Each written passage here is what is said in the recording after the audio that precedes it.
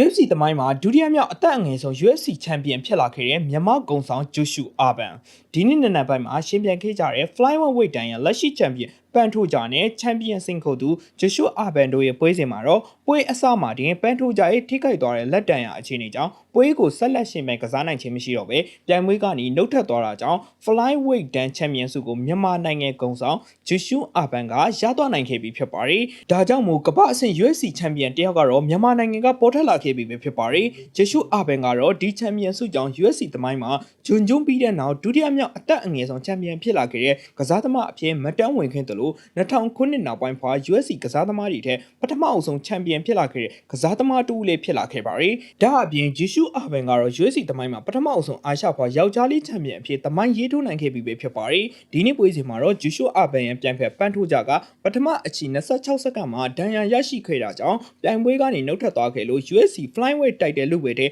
အမြန်ဆုံးအဆုံးသတ်ခဲ့တဲ့ပွဲစဉ်တစ်ပွဲအဖြစ်လည်းမှတ်တမ်းဝင်ခဲ့ပါတယ်။ဂျွန်2023ခုနှစ်မှာ UFC မှာစတင်ပွဲထွက်ကစားခဲ့တဲ့ဂျီရှုအာဘန်ကတော့အချိန်ကာလ2လခွဲလာပေါင်း30အကြာမှာတော့ UFC Flyweight Champion အသစ်အဖြစ်အောင်ဝေးခံနိုင်ခဲ့တာဖြစ်ပါတယ်။အာရှမှာ UFC Champion ဟာမြန်မာနိုင်ငံမှာပဲရှိတယ်လို့ကြွေးကြော်ရင်ဒီဗီဒီယိုလေးကိုအဆုံးသတ်လိုက်ပါတယ်ခင်ဗျာ။ဒီလိုမျိုးဗီဒီယိုလေးတွေနောက်ထပ်အများကြီးကြည့်နိုင်ဖို့ကျွန်တော်ရဲ့ channel လေးကိုလည်း subscribe လုပ်ထားခဲ့ပါဦးနော်။အားလုံးကိုအဆုံးထိကြည့်ပေးကြတဲ့အတွက်ကျေးဇူးအများကြီးတင်ရှိပါတယ်ခင်ဗျာ။